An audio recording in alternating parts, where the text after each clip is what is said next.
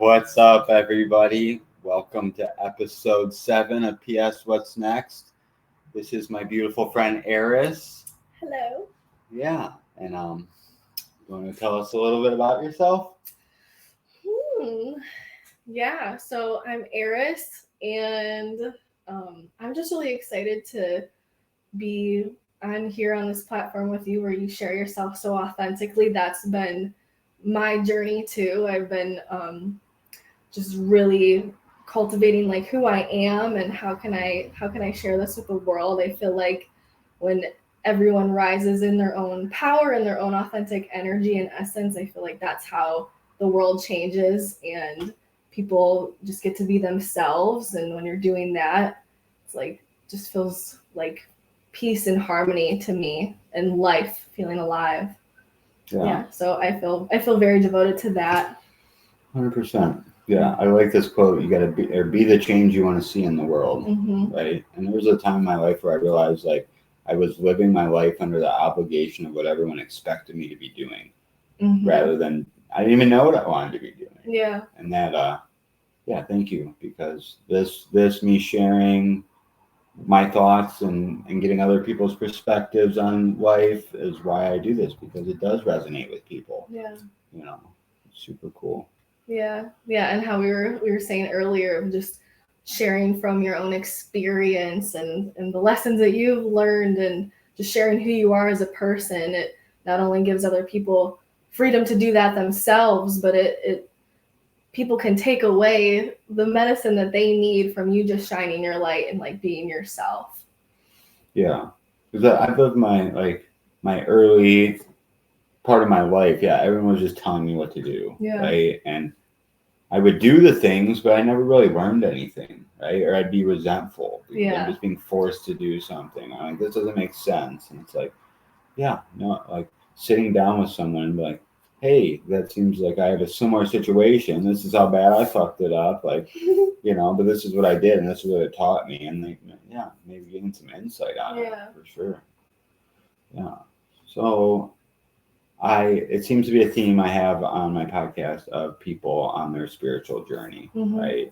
And yeah, so I met you at a sound bath, and like I mentioned earlier, like it was surprising to me to see how many people in just like the Lorain County area are starting to wake up and be on this journey, and it's actually funny. It was like when I first started finding more people about it, it was kind of like an ego hit to me. Because I thought I was special, right? And and it took me a couple of times, like going to Moshi and just being around talking to more people. Like I knew everyone was out there, but I'm like, but it helped me like really hone my gifts better and find them. Yeah, I don't know. Yeah, I love that. Yeah, I feel like I had all this pressure on myself because like when I had my awakening, I was like alone. I had it alone, and the people around me I felt didn't like get it. I think I freaked people out a lot, honestly, and so I felt like I put all this pressure on myself to like be perfect and like be spiritual like this, and then also like tell people how to be a better version of themselves when I'm like just barely starting to figure that out myself. And that was an interesting lesson for me, like just feeling like how you said the special feeling, like, oh, I'm special, I'm the only one who's doing this, so I need to like take care of everybody else and let them know how to do it. And that was a really beautiful initiation for me to be like, you know what, all I can do is just be myself and be dedicated to my own path. And then just by frequency it just ripples out into your life, and people are on their own journeys, and it's like we're just here to support each other and be ourselves. Yeah, it is like the ripple effect and who we are, and as we grow and become more authentic, like I've noticed, more authentic people flow into my life, and it's almost like I kept myself around people purposefully that weren't like, I don't think anyone's higher. We're just on different like vibrations, right? Yeah. But I wanted to be looked up to, But you are who you hang out with too. Yeah. You know what I mean? So it almost kept me down, wanting to be someone or looked up to, right? So like what, like on this journey of authenticity, like how does that play out? Like there's been times in my life where it's like I remember this one time I was incarcerated and they were picking on this kid, right? He was like this little dude. And you know, I finally said like, hey, why don't you guys shut the fuck up, you know? And I was scared they were gonna beat my ass, you know. But it's like I wanted to just be authentic and be like it's kind of maybe not authentic, but like I wanted to yeah, well that was me, wanting to be me. And I used to like shy away. Oh, I was look the other way type mentality and nothing resulted from that. There's like, oh, this ain't fun anymore and stopped. But yeah, just like what does that look like to you kind of? Yeah, for me it feels like speaking my truth even when it's hard, for sure. And a lot of the time I have wanted to like just express myself, like share, whether it's in conversation or like appear how I feel, you know. And I've felt uncomfortable to do that, like whether it's like unsafe to be myself, like I won't be received in a certain way. And it's just really like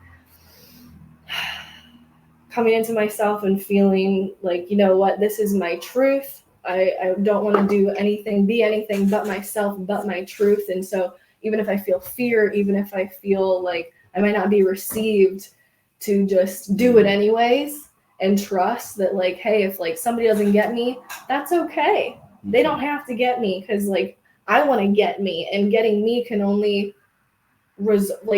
come to the surface through it, like those hard moments where it's like I don't feel safe to express myself, but this is like trying to come out of me. I feel it in my body, and like maybe my heart starts to pound more or something, and it's like, okay, I got something to say. And every time I don't say that, then it's like shutting down your life force energy, shutting down like your creativity. It reminds me of like being a child. I remember, this is like we're going to go deep right now, but when I was a little kid, I have this like core memory that has come up for me in like multiple healing sessions of one of the first times of like being creative, like painting pictures. I used to love painting as a kid, and then like showing a parent, and then it was not received. And so I was like, oh, I'm unworthy. Like they don't care about my creativity. Like that's my life force energy. And so it's like that shutting down. So every time I've chosen in the past to not speak my truth or like share what I need, what needs said, that's like physically I feel it wanting to come out of me, that it's like turning my back on myself. So choosing to say yes to that has been so life-changing, even if it's like super uncomfortable, like feel kind of panicked or like fear, frustration. And then as soon as I like say it, even if it doesn't come out as smoothly or like beautifully as I want it to, it's freedom. So it feels like freedom to me. And just speaking my truth no matter what, even, because it doesn't matter if it's not received, because I'm receiving myself by doing that. And I'm teaching myself it's safe to show up in the world as who I am. Even like, you know, I feel like we all learn from such a young age that it's like you have to act a certain way, be a certain way, so that you get love, you get attention, you know, you get food, you know, whatever it is, like, because you can't care for yourself. And then I feel like we just carry that into our adulthood too. And so just little things like showing up, you know, and like feeling the fear and doing it anyways. I like tell myself that all the time, because like I feel fear a lot and I still choose to show up for myself. And then I feel so much more courageous and like empowered when I do that. And so like I just feel so devoted to doing that. And like I love supporting other people to do that as well, because it can feel hard. It can feel really hard. That was very well said. Thank you. Yeah, no, I totally love that, because I totally resonate. Yeah, anytime I've ever not spoke my truth, it severs that connection, that creative force. And I've never really thought about it in that way. It's like so powerful. And like you said, like who cares if it's received well? I'm showing up for myself, which is something that I think a lot of people don't do, you know? and it is great to be community oriented and think for the whole, but we can only love someone as much as we love ourselves. So we have to fill our cup up before we can spill over, and that means speaking the truth. I remember I seen this Facebook meme and it said, "Speak the truth even if your voice shakes." Yeah. And I was like, well, that blew my mind when I heard it, because it's terrifying, like you said. But I also would say, like, what I tell my kids is, like, being brave means having fear but doing it anyways. You know, and it's like, whew, God, man, there's so many things that, like, I want to say and I want to do, but it's been hindered, like you said. It's very interesting how much does stem from our childhood, right? Like, and even something as simple as, I think I've actually heard you say that before, and I have 2 children, you know, and like, so now, like, whenever they're like maybe I'll be cooking or something, right, and like I got a pan and a tie, and they run in like, "Hey, Dad, look at this," and usually I'm like, "I'm doing something," you know, and it's like I'm like, "That's super sweet. Give me 1 second and I'll look at it," you know, because you never know. Like, like, I feel like every moment is a ripple effect. Yeah. Like, and like, I want to create ripples of love and acceptance and understanding and empowerment. And man, it really does take being present to do that. And I'm not present all the time. You know? Yeah. So, like, I'm curious on, like, what was the catalyst for your awakening? Yeah, my awakening. So it was it started kind of gradual, where I started focusing more on like my health and physical activity, and like the food that I was eating, the deodorant that I was using, like putting chemicals in my body and things like that. And then it evolved into me being more aware of how I'm showing up in the world. And so I was in a work environment and like in social environments where I was curating myself to appeal to everyone around me, because that is how I felt safe and how I felt seen. And like, I just relate to people. I felt like the only way that I could do that was by sensing what they wanted from me and then providing that. And it was like chipping away at who I was at the core of my being. And I also like got pretty heavily into like drinking alcohol and smoking cannabis, and spending time with people who didn't value me, who were like distracting me. And I remember one time this was totally the catalyst. I could feel it, like looking back now, I can like energetically feel how it rippled out into the world to really change my life. I remember I was drunk one night. I was looking in the mirror and I was just fucked up, and I was like looking at myself in the eyes, and I was like, I don't know who you are, and I'm scared. Like, I'm scared, and I am sad, and like I just like cried. And I remember I was alone, and I was just like saying out loud, like declaring, and I know that this was me literally declaring to God, source, whatever, you know, my guides, saying like, I know I was just in such a bad place in my life. Everything was just like falling apart, and like my relationship was falling apart, the way I was treating myself was falling apart. And I was like, I know there's something more for me. Like, I need something more. I'm not going to live life like this. I don't want to live my life like this. I need more. So like, show me more, just show me more. And like, if I need to be somewhere, if I need to do something, I'll fucking do it. Like, I'm done with this. And I like, I felt kind of peaceful after that. Like, looking back, I didn't really know what I was doing and how powerful that was. But then it took like a couple of months where I was still kind of just doing my best, you know, which was still very chaotic.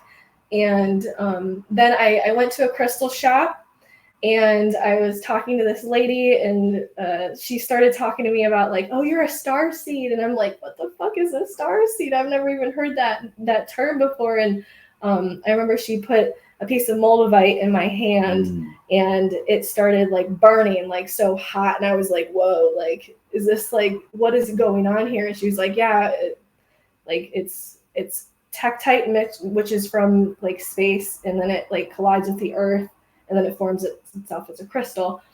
And she's like, yeah, if it burns in your hand, then like you're like energetically sensitive, and it like some people say it feels like home. And I was like, yeah, like this feels like home. I want to explore this more. So I immediately was like feeling, oh, there's something more than just my physical body. There's something more than just like me as who I've known myself to be or thought myself to be.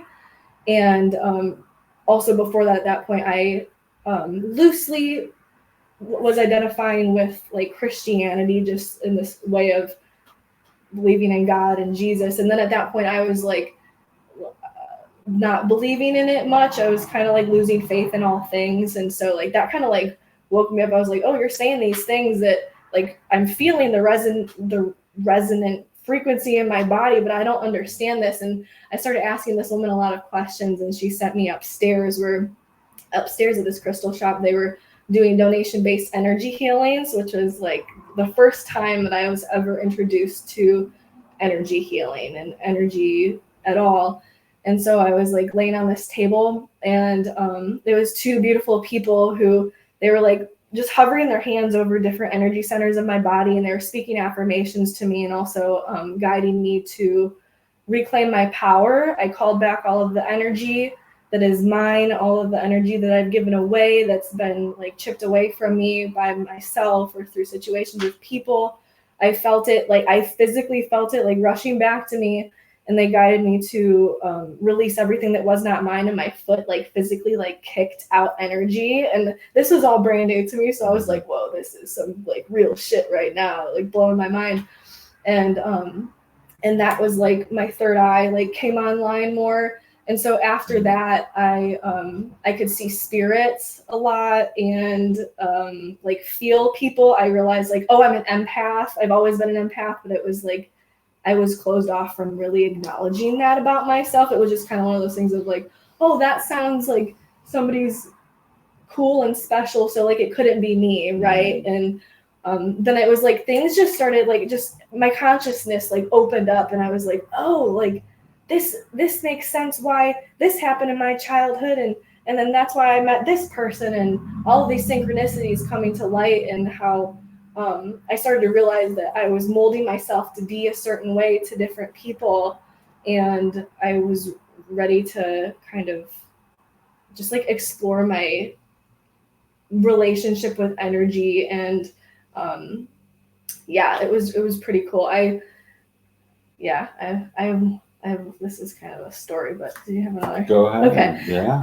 And yeah, so it was really cool. I was having a lot of fun, but it was also chaotic because it was kind of like light bulb turns on, and I'm like, oh wow, like the world of spirit, you know. And so yeah, I was like starting to see spirits and things like that, but I thought it was like cool. I would get kind of freaked out in the moment, and then it would like settle down, and then I'd understand why I was seeing what I was doing. I was actually seeing a lot of like projections and like physical. It looked like a physical embodiment of like emotions. So like I was hanging out with somebody who had a lot of anxiety, and so I saw like spiritual forms of anxiety that like I was like, oh god, is that like a monster? I'm scared. And then I was like, oh no, I'm safe, like I feel comfortable. And so it was like a lot of like ups and downs of like chaos with that.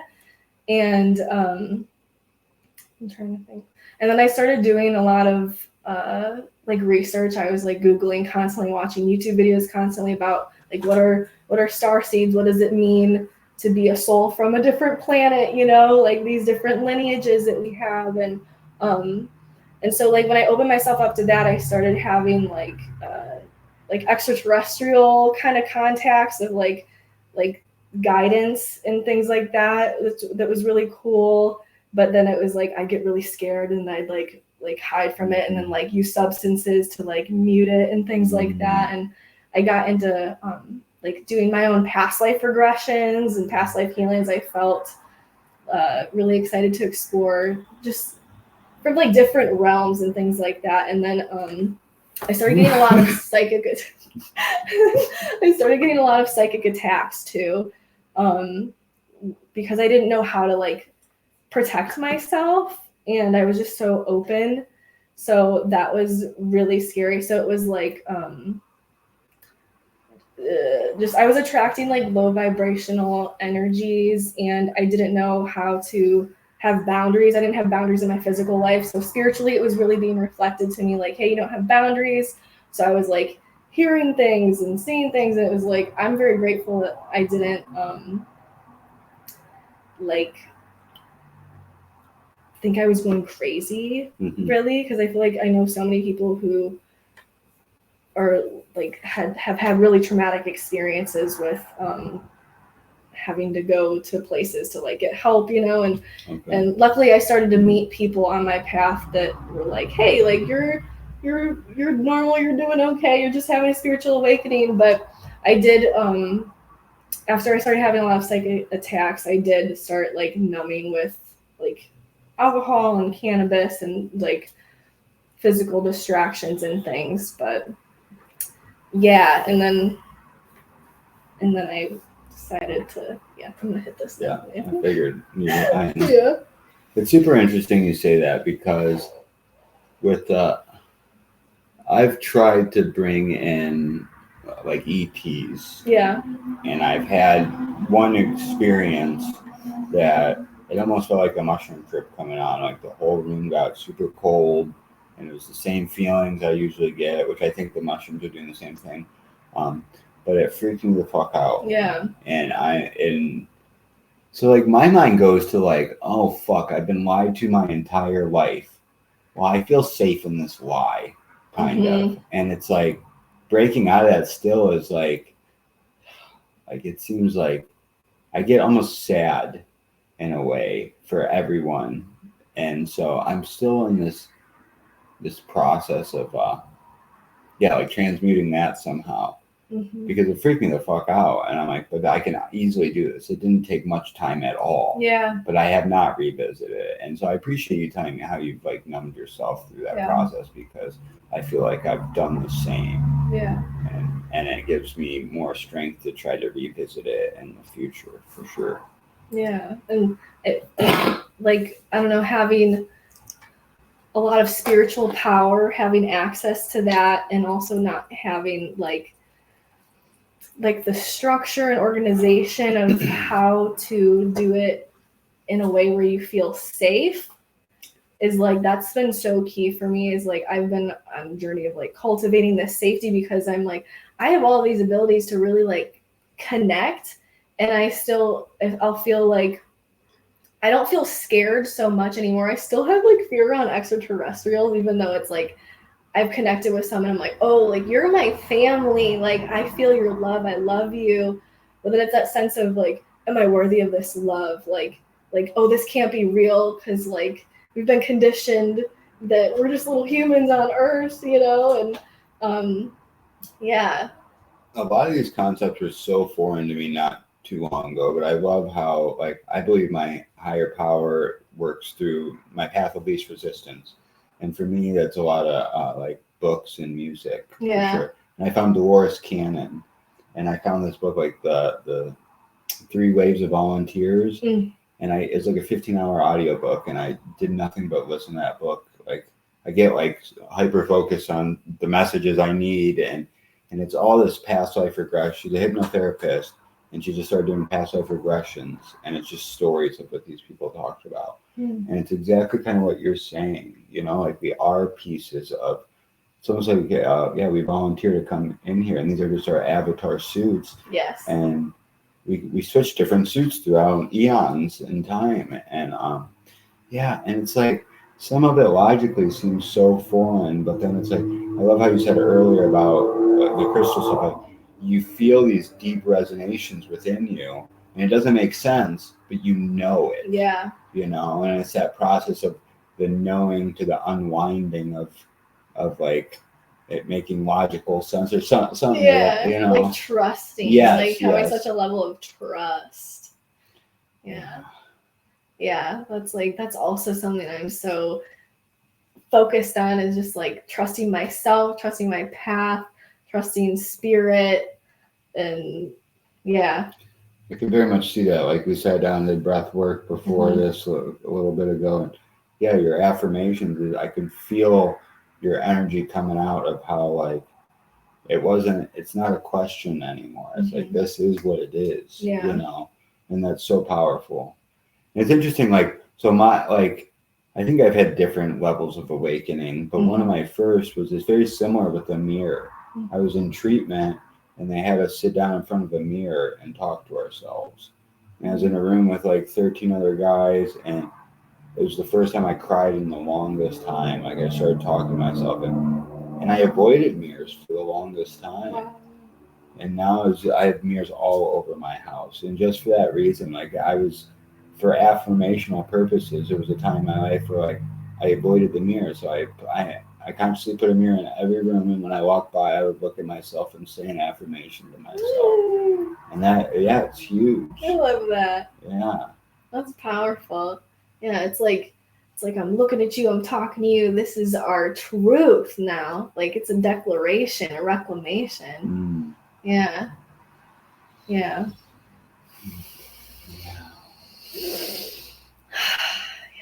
Remember to take deep breaths. Something about being in front of the camera. I'm like. Oh, well, but you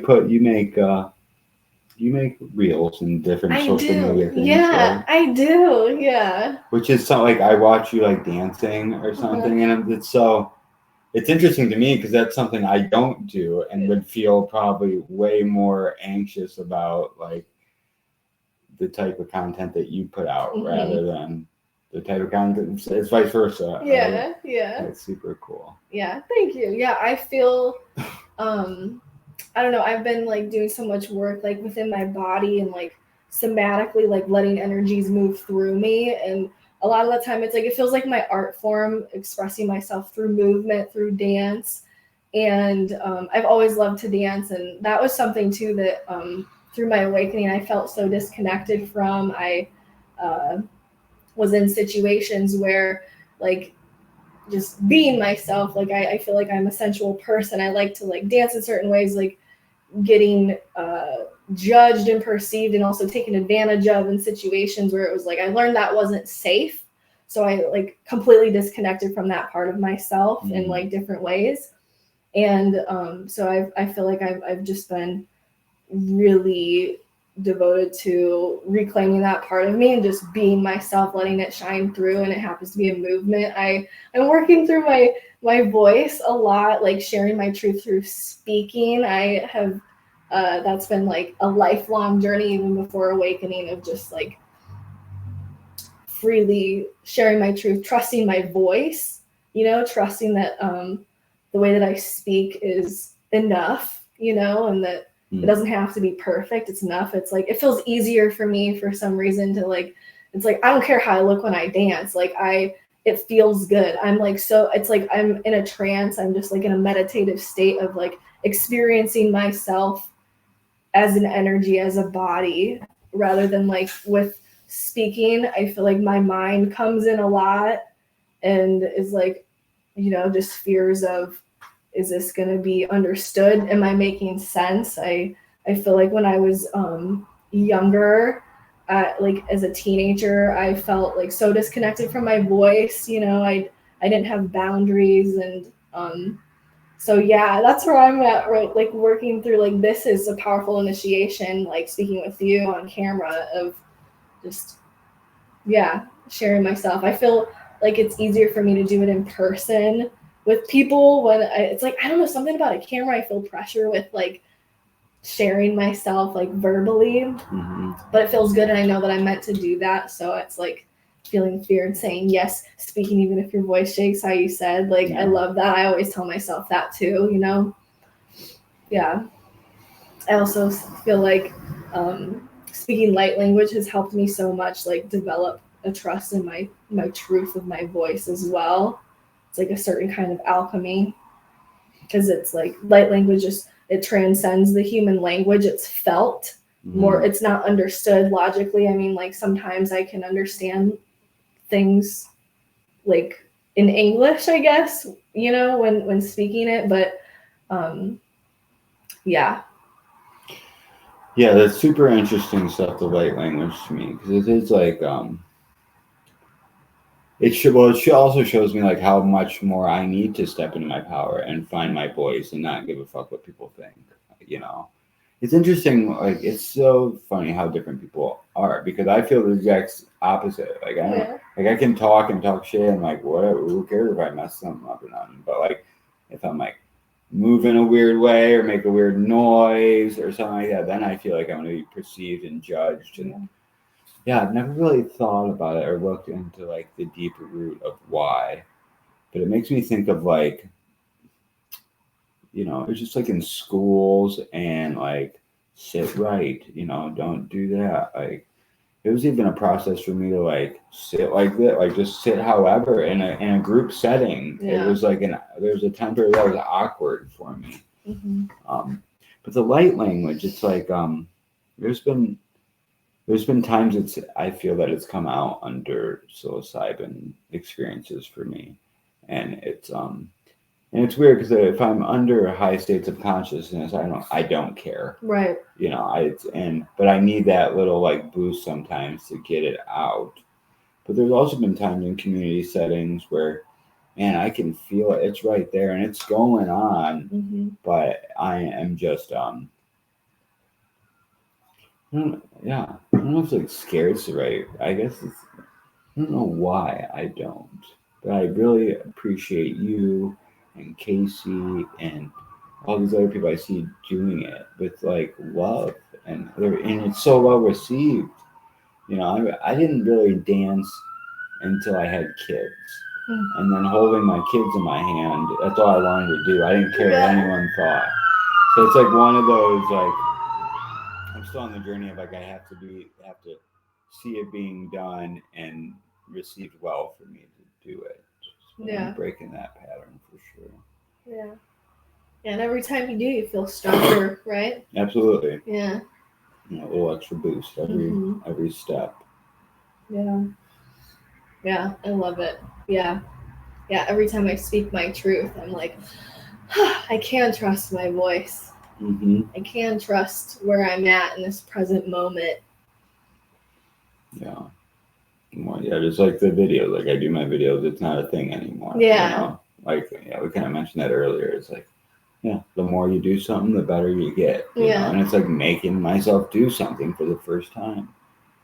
It's fucking terrifying. Yeah. A lot of times it's just like, oh my God, like no, but then and I use that, it's like I call it the game of disassociation, like you mentioned earlier. Like there's many ways to play it. Substances, distracting, video games, like whatever. I can use them all. Yeah. And it's like being like caring enough about myself and loving myself enough to give myself the space and time to process this stuff. Yeah.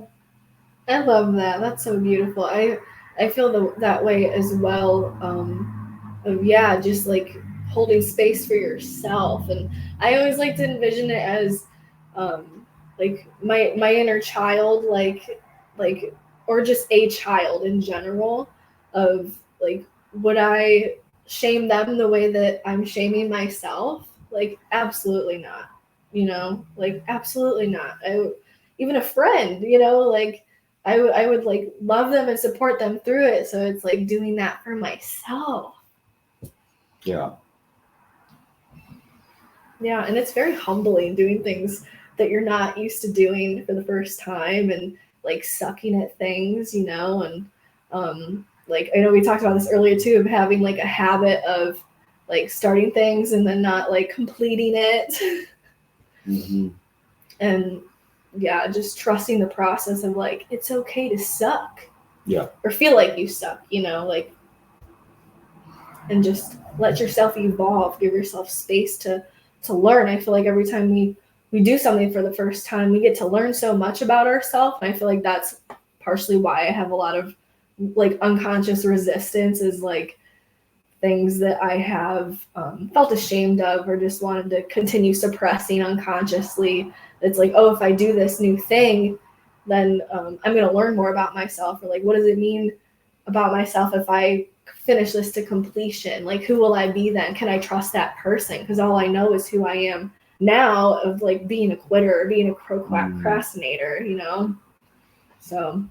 Yeah, it's almost like we want to, our false self, or I'm not sure what to call it, wants to hold on to these patterns, you know, because it's safe, and it's like that's what we know, even if it's not actually safe, and if it's a disservice, you know, it's like just like that pattern, you know, like if, and it's, I know it's connected with like the ego and also like the neural pathways in our brain. It's like when we choose something different, our ego literally thinks that it's going to die and that it's not going to survive. I've actually had really powerful healing sessions with my mentor where we have like gone in to like healing deep-rooted traumas, which are like awesome. I feel like I'm really good at doing that, like getting in, like digging into the shit, you know, and then like it's like good. But then it's expanding my nervous system and expanding to, okay, so now I've healed this, but like where do I want to be now? How do I see myself? And like expanding into that, like I find so much fear in these spaces that I'm exploring, because it's like and it's like I can like see it, so I'm like trying to put it into words. But if we have these like contractions of our energy and we're not expressing ourselves, we're not exploring to like even like bringing the breath into different parts of our body, it can feel fearful. Expressing ourselves in new ways, it can feel fearful. But having the opportunity and the space to just sit in that fear and like experience it. And I've had experiences where it's like I'll have thoughts of like being seen means death, being seen means death. And it's like also, you know, like there were times in the world where people being themselves, like, you know, like the witch trials, like people were literally burned at the stake for being themselves, for having their connection to spirit, for being connected to their body, their sensuality as a woman, you know, and like literally getting killed for that. And it's like that still lives within our bodies, our DNA, our minds, our spirits. And I feel like that feels like a huge thing that I'm like healing within myself and like cultivating the strength to also like just really be myself and just help other people do that too. I feel so passionate about that because like I know how hard it is, and I want to be myself fully. I want everybody to feel safe to be themselves fully. Absolutely. Yeah. I feel that 100%. So do I. I've seen this study with like what you said, and they gave a rat a cherry, and they shocked it, right? And then so the rat didn't go to the cherry anymore, and then it kept having babies. It took 7 generations for the new rat to go for the cherry, and like holy fucking shit, you know, like all that persecution of all our lineage, you know, is ingrained in us. And I believe humans probably, it might be even longer than rats, you know, because we're so much more complex. Maybe not that much more complex, I don't know, you know, but we're definitely, it's just so intense. So, and it's like, I heard this quote one time, it says, go easy on yourself. You're undoing thousands of years of conditioning. Yeah. You know, cool. You know, I need it. It's almost like I need to give myself permission sometimes. Yeah. You know? Yeah. I like what you said too, because I feel very similar in that, like, cool, I can dig up the past and like, that's where it started, blah, blah, blah, or whatever, and I can heal that. But then like building who I want to be is almost like I still have no fucking clue. Yeah. Like you said, I want to help people. I want to talk shit and do this. Other than that, you know, I want to be a good father, but I have no idea. And but that's the everyday journey, you know, and doing the. Like another thing I appreciate about you is your practice. You know, I believe that you're very focused and steady and consistent in your practice. You know, and I think that is a huge part of cultivating who you are and where you want to go. Because as long as you're doing what, you know, healing your body, mind, and spirit, and moving through genuinely, authentically, it'll come. You know. Yeah. Yeah. Thank you. Yeah. Yeah.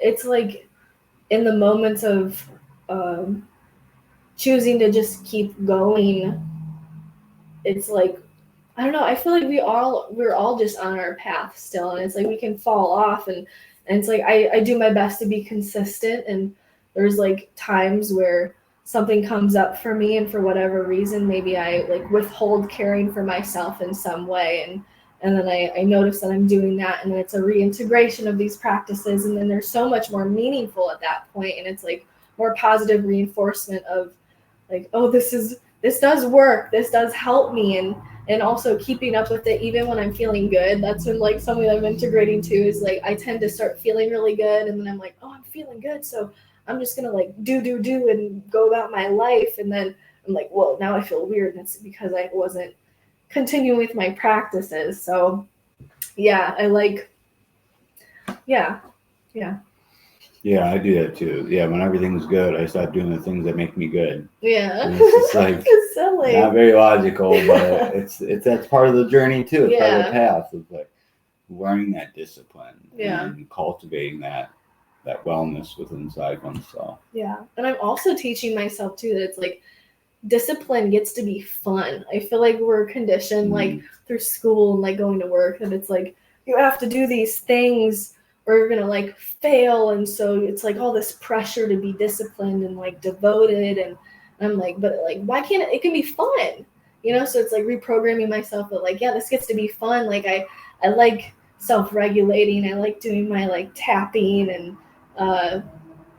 like breath work and things, and it's like things that used to feel like a chore of like, oh, I need to do these things to like feel good. It's like, yeah, I get to do these things to keep feeling good. So that's been huge for me lately too. Yeah, that's I like how you said that. As soon as you said that word discipline, it's like, yeah, there's a lot of negative connotation on it, and it's like we're supposed to be wild and free, and it's like, but that can be very chaotic too. Yes. You know? Yeah. So it's like having a structure and a discipline for yourself with like room to flow is like a beautiful marriage. It feels like the masculine and the feminine, you know, just like holding space for each other. Yeah, I like that. Yeah, go for it. I don't know. Yeah, it's been a super awesome afternoon. Like getting to know you a little bit better and hang out before this, and it just gives me like you know, like I think I am vibrating more authentically, and I am doing the things, and it shows. It shows in the people that I meet and the different things that fall into my life, and I'm happy that you're one of them. Yeah. Thank you. I'm happy you are too. Yeah. Yeah. And I think it's so beautiful too. Like, this was like when we were like doing breath work and regulating and things, how I was like sharing how like I love your authenticity and how you just like be yourself, and like it feels like you shamelessly be yourself and you're just like expressing yourself, and like I love that so much. And then I was like reminding myself that like I can see it because I embody that too, even when I don't feel like it, because it's so much easier, I feel like, for us to see beauty in other people, see flaws in other people, when it's like if we can see it in somebody else, you know, then chances are it's already here too. And it, and for me it's felt harder to witness my own beauty and like essence of like empowerment and authenticity than it is for me to like reflect that back to somebody else, you know? Yeah, I agree with that in my own life for sure.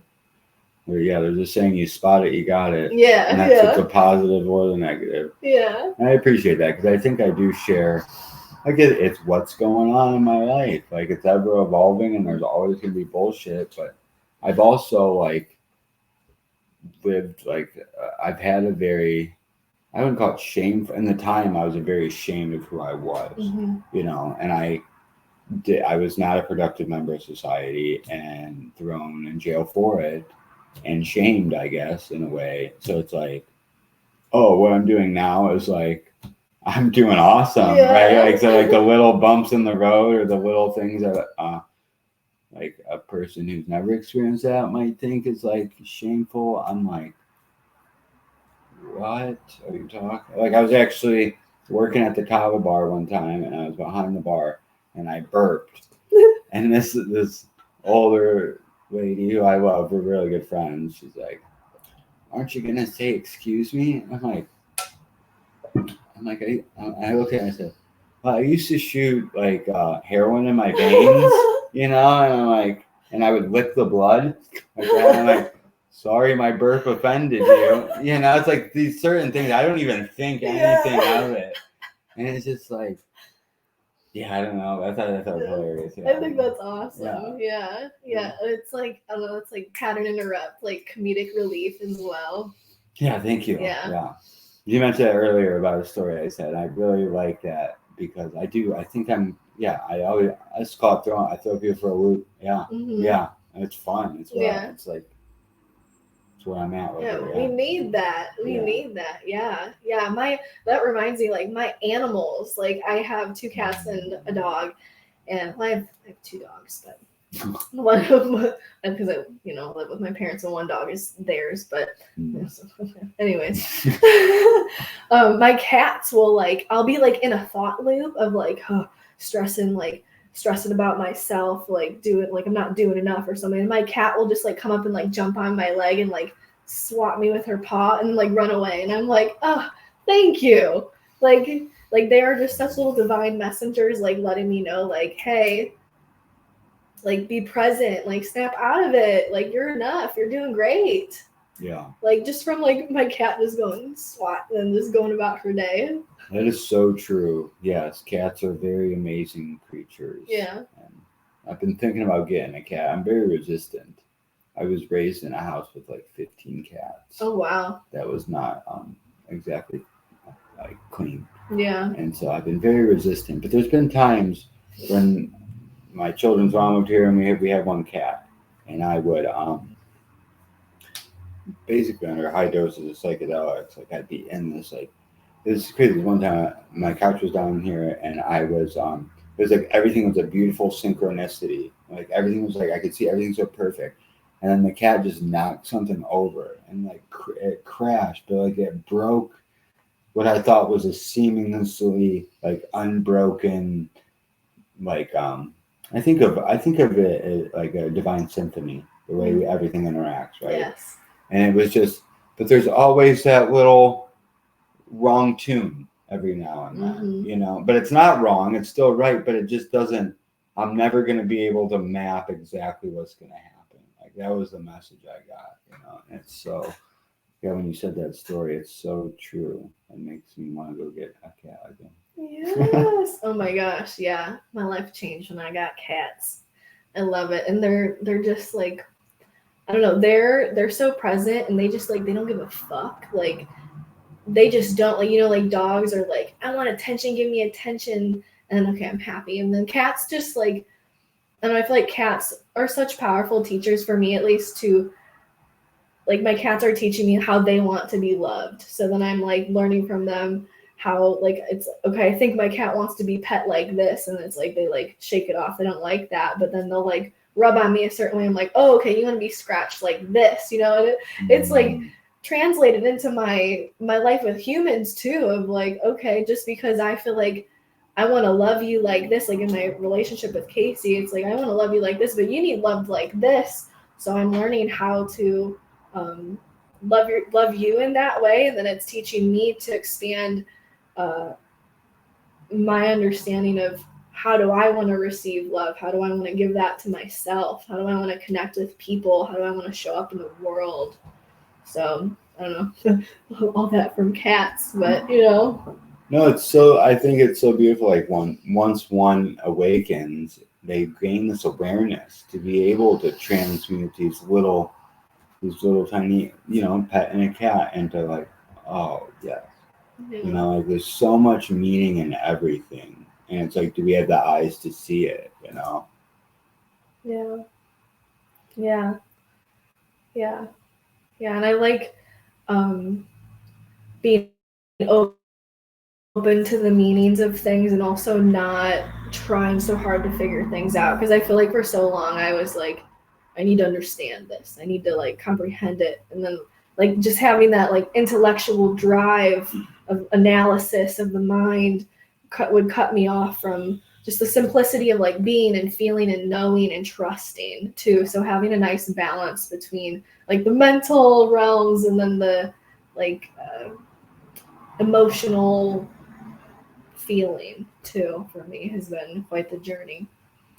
One of the promises in the 12-step program is we intuitively know how to handle situations which used to baffle us. Yeah. And that's so true, because I think it's like, yeah, I can think about everything, and like I can analyze things, and it's almost can be self-detrimental, right? Yeah. And it's like, but when I move with that intuition, that inner knowing out of my heart space, I feel like it's like, I don't make sense, but it feels right, baby. Yeah, Let's go. yes.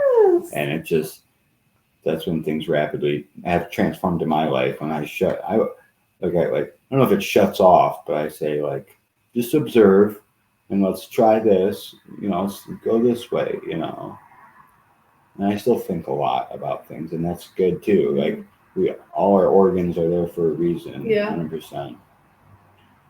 Oh yeah. Yeah. And I like to shift my relationship with my mind and perceive it as a tool rather than like being a slave to my mind, because for so long that's where I was, and it was so miserable, and just like trying to think my way through a future situation, having anxiety, trying to like make sure everything is such a way, and then that's like choke holding the universe and divine path and like my heart of just letting things effortlessly flow. And when I'm in that like flow state of trust and embodiment and just being and expressing for the sake of expression, because that's my natural life force energy it's meant to flow out into the world. It's meant to be experienced, and then it's like like you said, things are so much more beautiful. Like life has more opportunities. Like people resonate with that. I feel like so much more than people trying to like have a mask and be like, oh, I need to speak a certain way to do this, but when you're just like embodying who you are, it's like that's magnetic. That's magnetic for blessings, for opportunities, for soul aligned connections. It's interesting to me how many people that like put on the mask, so to speak, appreciate the authentic person, right? And it's just like that weird, like it's just a small fine line of like, I know I've told myself a lot of times, like when I've seen people dance or I've seen people do things, I'm like, oh, no one's making fun of them for doing it. Like they wouldn't make fun of me either. And that gives me the courage to do it. Yeah.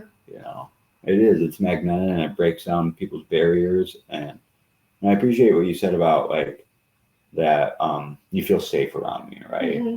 Like that. And I've been told that by like mainly females, really. But it's just like, I don't get it. Like, I don't know what I'm doing that's different, besides like, well, there's that phase of like, I used to be a judgmental fuck, and then I shut my mouth and I was just judgmental in my mind. Mm-hmm. And then the thoughts slowly didn't come as much anymore. I still have my judgments, of course. But I think that just goes to the power to show how much we are almost telepathic with each other. We can feel the energy of people's thoughts. We don't have to say anything. My body might not even move, Like, because some people are super good at analyzing body like language, But sometimes people are very stoic in their ways and don't even react. But you can feel that energy, and it's like coming to realize that we do have a magnetic field around us. That we're exchanging information right now that we're not even perceiving mentally, and it's like, that's so real, and science is even proving it now, right? And it's like, whoa, like, oh man, like, I don't know, I just think that's a good thing for people to understand and realize that like how you feel, and it creates that ripple effect like we talked about, like, and people absorb it or they negate. Like there's different, like some might absorb it, some might repel it, it might trigger someone to punch you in the face or whatever, there's so many different variabilities, but it's super interesting for sure. It is. I love it. I'm so fascinated by just energy in general. Because it makes up everything. It's like we have these fields around us that we can't typically at least see with the physical eyes, but it's like it's felt, and like it's just so cool to encounter different types of people and feel like for some reason it's like going to the grocery store and like maybe the cashier, you just like feel like you're like communicating with them like they're your friend, but then like somebody else you walk by on the street and you get like a weird vibe and you're like, oh, they don't feel safe, they're not somebody I'd want to like spend time around, it's like just that spiritual intelligence within all of us that is like, okay, they have some resonant frequency that I feel a certain way about, and then I don't know, that discernment of how to move through experiences with people accordingly. Like I'm so fascinated by it. Like I truly know and appreciate that everybody is my teacher, even if I like my ego feels like, oh, I don't like them. It's like, well, I can still have love there, like that blanket of love for just existence, and appreciation of like, okay, they're teaching me something that I clearly need to learn, otherwise I wouldn't be experiencing this right now. And there's also beautiful experiences of people where it's like you get reflected back to you of like just feeling trust and harmonious in the world with another person, and Mm-hmm. And I like the quote, like it's not that you hurt me, it's that you touch an unhealed wound within me. Yeah. Yeah, that's good. That's what it made me think of, because there's like, I really like the teachings of Abraham Hicks. Are you familiar? I have that's been popping up everywhere for me. I've never actually looked into Abraham Hicks, but this is like, I need to look into it. But yeah, it's like anything that comes in, basically like anything that comes to my reality is a reflection of me, right? And it's like, but the now, all that matters is the now, as long as I can keep my focus honed in on the goal, like say something triggers me, that triggers, there is a time delay of manifestation, right? And then I also like to make the point that there's nothing that's not a manifestation, right? Like I hear people talk about manifestation, like, oh, I'm going to manifest this, and like there is deliberate creation, but also every single thing that comes into your reality is generated by you. Yeah. And I think that point gets missed a lot. Yeah. Like there is that victimhood mentality people could fall into, and I fell into it for a long time, but when I take complete ownership of my life, and I even like, who cares if it's true or not, but like if I say I fully 100% create my own reality, even if it's a false thing, that gives me the empowerment to change it, right? Yes. Yeah, then you're in a place of power and you're not in a place of like giving it away. I spent so much time in victim mentality as well, and I still catch myself there, and I do my best to like be compassionate towards myself in those moments. But I love that, just the personal power, it's like that's everything. Being present is where the power is as well. Like we are here, we're choosing our reality. Yeah. I love it. I have a friend who says like, God won't give you nothing you can't handle. Man, I wish I didn't think God thought so highly of me. Yeah.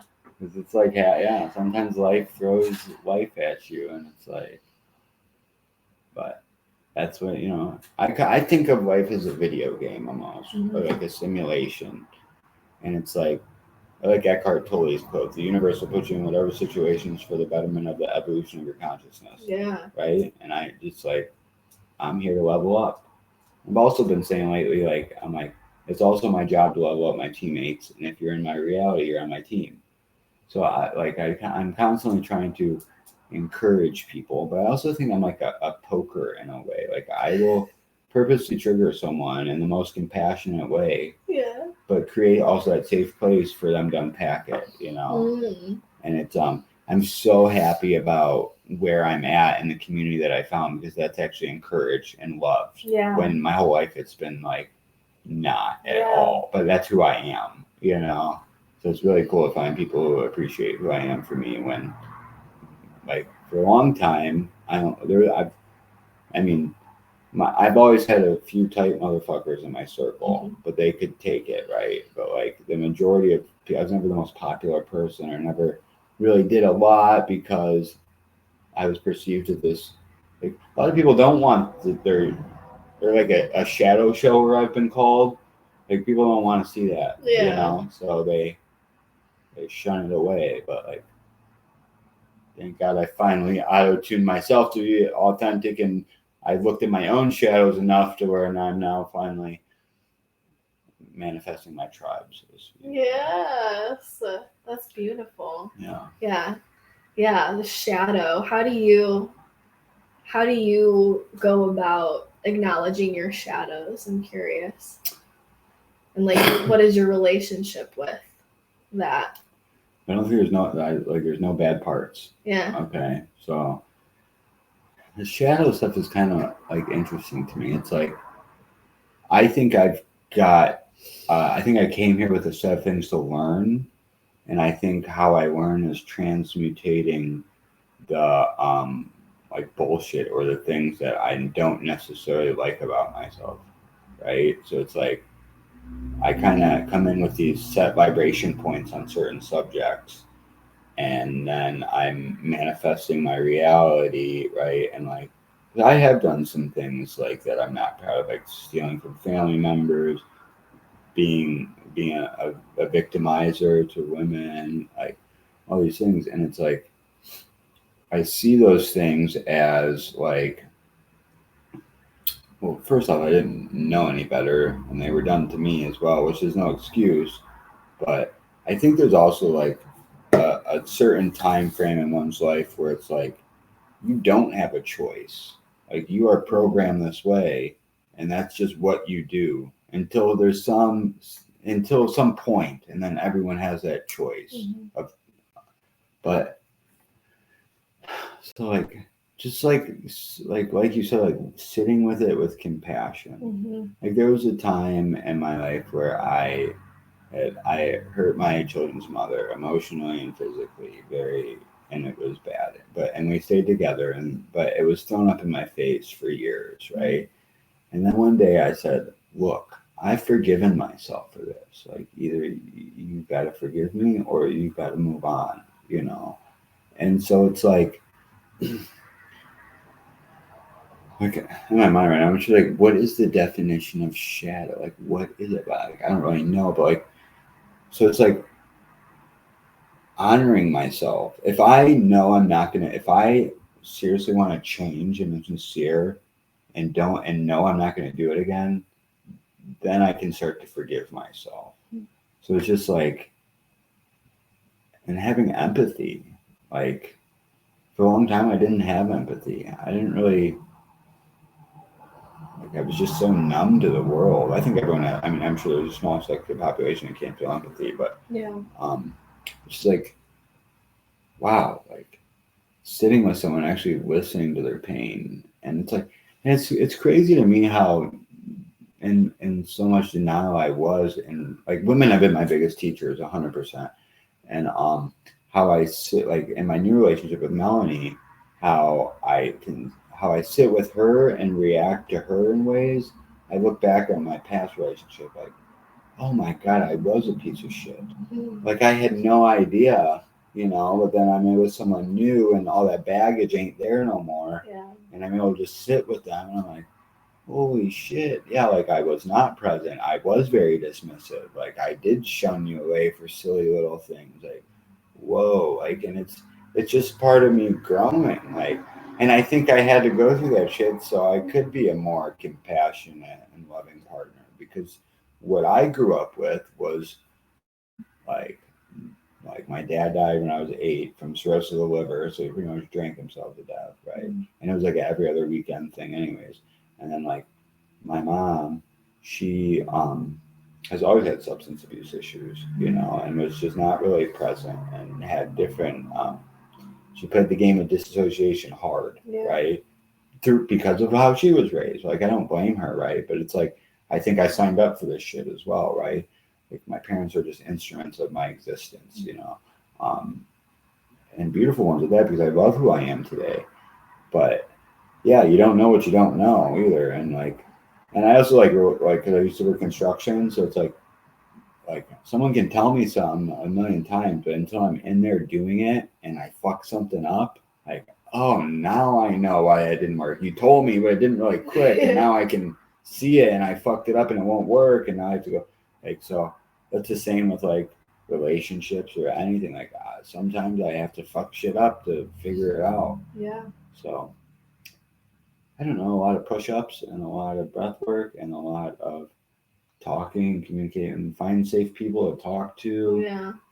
I remember when I first stopped doing heroin, and these emotions came up, and I didn't want to get high, but I didn't know what to do. I literally was in my backyard at my mom, and I fucking ripped my shirt off my body and picked up this limb and started beating a tree with it, because I just had to get it out somehow, and I had no idea.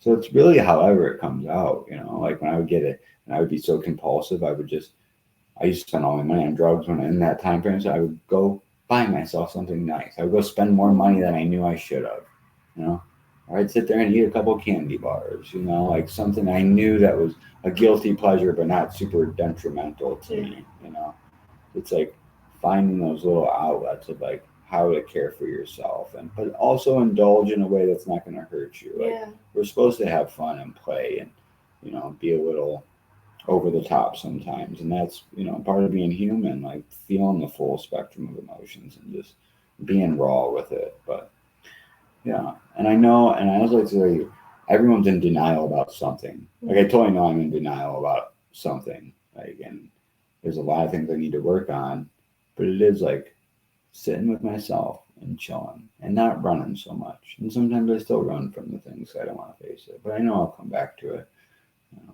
Yeah, or it'll catch up to you somehow. Yeah. Well, the message will keep getting louder and louder and louder. Yeah, Yeah. No, it's so true. I like to say, I used to have to get locked in a cage. Now I just feel a little off. There's two. I don't need the physical manifestations to fucking slap me anymore. Yeah.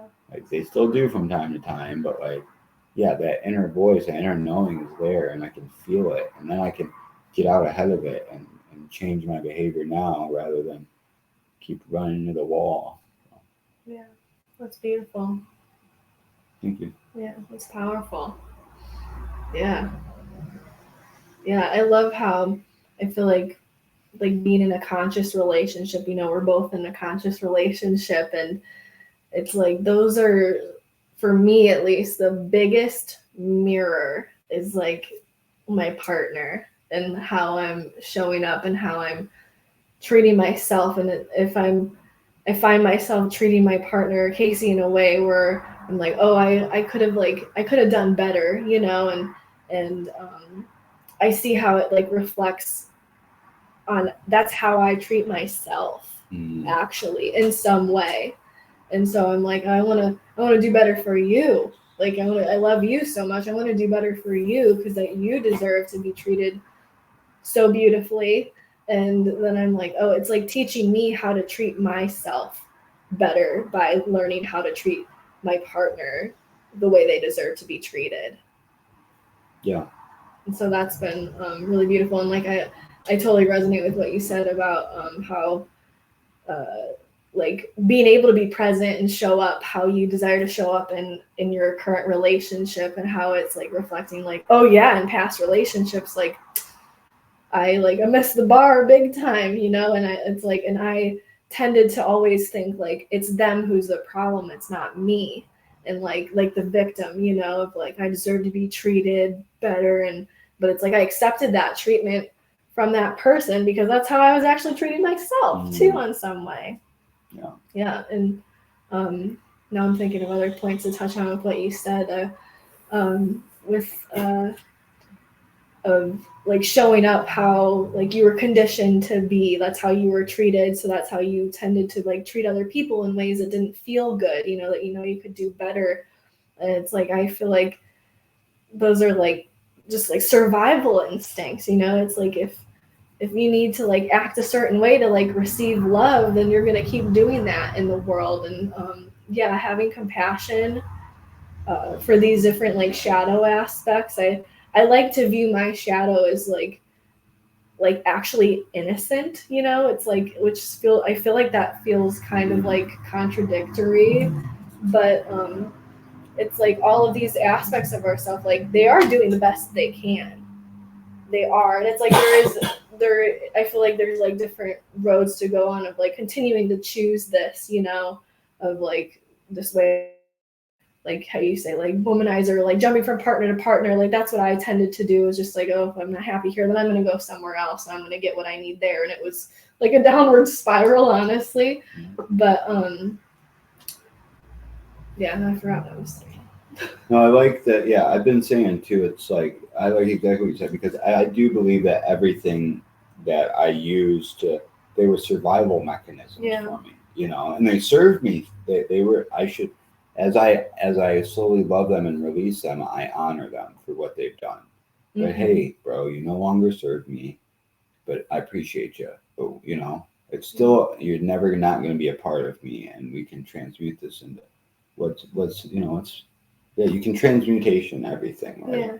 It's all able to do that, but it's honoring it. It's like, well, like, yes, they are. I completely 100% agree. It is innocent, you know. Yeah. It's like they're protecting you. Yeah, truly. And yeah, honoring where it lives within you, I feel like is so key. And it's like I like to approach my shadows as like hey, like I understand why you're doing this. Like you didn't do anything wrong. You did do your best. And like I still accept you. I still love you, but like you don't have to do it like this anymore. Like you're not alone. Like I see you. Like I do accept you, even if it doesn't feel good and I've rejected you for so long. It's like I always like to like ask, like if I'm in like meditation or like just doing a ritual with myself, I like to just kind of like witness it for a while and just like get comfortable like witnessing it if it's like really intense, and I let it like kind of calm down. And then I like approach it in a way of like, hey, like what do you need? Like what, like this is what you're acting like, so you're feeling like you're missing something, and so you're acting out in ways to try and achieve this. So like what do you need? And then like, okay, maybe it's just like I need attention. Okay, let me give you attention. What kind of attention do you need? Like, do you need like loving touch? Do you need to like scream into a pillow? Like, do you need to express like whatever it is? And then like I do that, I give it that, and then and sometimes I feel like, and it's like it's a very visceral experience for me a lot of the time, and sometimes some shadows have like a lot more resistance than others for me to like integrate, and I'm kind of talking about it like it's like an external thing, but it's you know, it's an interesting dynamic to have, and yeah. So I read this book one time called No Bad Parts, and it's super fascinating. And it's like I forget. There's a certain type of therapy that revolves around it. I can't think of it right now, but it's like by the end of the book, these therapists almost considered like these different aspects of oneself as different entities in a way, and it's. I actually wanted to find a therapist to explore it because I think it's super fascinating. Because, like I mentioned earlier when we were talking, like too, it's like different people bring out different aspects of me, you know, and it's like I almost can become someone, like I'll meet someone new, and it's like a new aspect of me that I've never explored, you know, and it's like, how is this like and I think like it doesn't make sense on how that transmutes, you know, like how does this happen? So I totally understand like how, and it's good. It's almost good, I think, in itself for the human mind to personify emotions or different aspects of ourselves as something concrete differently, so we can then have dialogue or communicate with it to help ease it. Like even if it's not, there's a lot of things like it's like I get confused. Like the imagination is a real thing. Like anything we've ever seen this is all imagination at one point, right? And but like it also doesn't have to be real in the sense of physical for it to we want the end goal, right? Like we can make up any storyline or do anything we want to get to the goal, right? Like I read this book and it was like one of my mantras forever is everything that happens is the best possible thing that can possibly happen. I saw that over there. Yeah. I loved that. Yeah. It's come from this little book called Zen and the Art of Happiness. And I'm like, this is fucking bullshit. But I convinced myself, it doesn't matter. If I can believe it, I'll be happy the majority of the time. Yeah.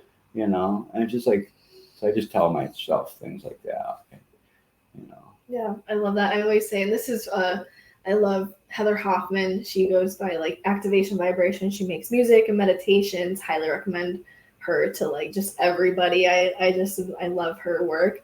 But she has a mantra that's everything is always working out best case scenario. And like I say that all the time. I live by that now. I love it so much. I've been in situations that like it's like all signs point to like shit hitting the fan, getting like real bad, and then I will explain that like everything's working out best case scenario, like an incantation or like a prayer, whatever you want to call it, just like declaring that in my reality, and things freaking shift. Like they really shift. I remember this was actually super cool. I was in the middle of a healing session, or wait, no, I wasn't actually. Wait, I'm thinking of two different things at the same time. But okay, so I was hanging out in my room, and like I said, I live with my parents, and my dad has struggled with like having some pretty severe falls, and he's like older, so it like takes a big toll on his body, and he's had to like go to the hospital and things like that. So I like heard a crash, and then I heard my mom like cry out to my dad, and I was like, oh gosh, like everything is always working out like best case scenario. And then I finished what I was doing, and then I like went out into that space. Nobody was there, and they were downstairs. And then I went downstairs, and then I was like, is everything okay? Like what happened? I just heard things were like absolutely crazy, and they were like, nothing happened. Like everything's fine. Like that didn't happen. And but I heard it. It was like, it was real. I felt it. Like I knew it was happening, and like, but I had that frequency of like, it's fine. Like everything's working out best case scenario, like finished what I was doing. And then it was like, everything was just fine. And my dad was even like, he also has like cognitive issues. So he was more clear too. It was like, I felt myself shift into like the best case scenario reality, like truly. And it reflected in my parents as well, and my own like energy. It helped me like trust myself more. I've also had like experiences where I actually made a little video about this on like TikTok, and I was sharing how I was like driving down this like busy freeway, and there was this dog that was just like running out into the street, and then would like go on the side of the road, running out into the street, and all of these cars were like driving, and I was like, I'm like, oh my god, like that would be the worst thing in the world to see that happen, to witness that, like if it got hit by a car, you know. And so I'm just like, no, everything's always working out best case scenario, and just like feeling it deeply, just like sending that frequency out. And then like all of the cars like started slowing down, like stopping, like creating a barricade so that this dog would be safe. And I pulled off, and like a bunch of other people like pulled off, and like literally came together as a team of like angels to make sure that this dog was safe when their like owners came and like retrieved them, and it was fine. So I feel like things like that too have just really helped to drill it in that like, yes, I'm the creator of my reality, and I do choose the highest timeline because I have the ability to do that, you know. And like also trusting that even if something does go downhill, that like even if I'm not like logically prepared and having like a framework of how to go about things, like I just trust that everything is working out best case scenario. Yeah. Affirmations are so powerful. Yeah. And it's feeling it too, because I feel like I was trying to do work with like affirmations before, like getting more into somatics, and I felt just kind of like I was like lying to myself of like, oh yeah, like I'm confident, you know, like I'm beautiful, and I'm like, I feel like shit, you know, like why isn't this working? And yeah, like just feeling it is like even more important than like the verbiage. No, yeah, it's just something that Abraham Hicks talks about a lot too. It's like you can't tell yourself something you don't believe. Yeah. You know, like say you're ready to be ready. You might not be ready, but I'm ready to be ready. You know, like if you think a thought, you can feel how much you believe it. You know, and then it's just rewording the thought to better, like to where you believe it, but just a little better. Like, you know, like I can't say that I'm a millionaire. Like you know that, but like I am generating more wealth every day. Like that's true, you know. Yeah. And there's more to come more rapidly. Like I 100% feel that, you know. So it's like wording it right to where you do feel it and believe it. Yeah. Yeah, I like to do a lot of work with because I like that's something like making more money. I felt so much like constriction and like resistance of like money is bad and wrong, like this dirty thing, and people who are rich are like bad, you know, just like subconscious like beliefs, you know, like it's shown in reality that like a lot of people who are wealthy like are up to no good. But I feel like I like to like personal practices I like to do is like kind of say, and like I love tapping too, because it feels like I'm coding it into my body and I'm also releasing energy at the same time. So I'm like releasing tension, releasing energy where I feel it, and I'm also like encoding and bringing in like the affirmations, the energy that I do resonate with or that I wish to resonate with. So it's like even though I like feel unworthy of money, I know that I am divinely worthy, you know. And like so it's like I like to acknowledge like the belief that I no longer wish to like vibrate at that same frequency of like feeling poor, you know. And it's like even though I feel poor, I know I am divinely wealthy. Like I am a wealth of abundance in my own energy. Like so acknowledging the past belief with the current one feels really powerful to me. Because then you're not like bypassing or trying to like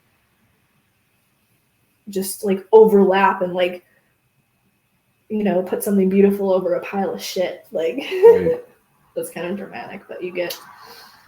Well, you know, that I love the meme on Facebook, and it's like, if mushrooms can grow from shit, so can you. You know, some of the best medicine comes from, you know, shit. Yeah, absolutely. Yeah, the hardest things are like the catalyst for the most beauty and growth that I've experienced. Wrap it up. Yeah. Cool. Thank you so much. Yes, thank you. You want to shout out your Instagram or social media? Yeah, my Instagram is Eyes of Arys. So yeah, I would love to have you in that community space. Thank you so much for tuning in. Thank you so much for having me. This has been so fun.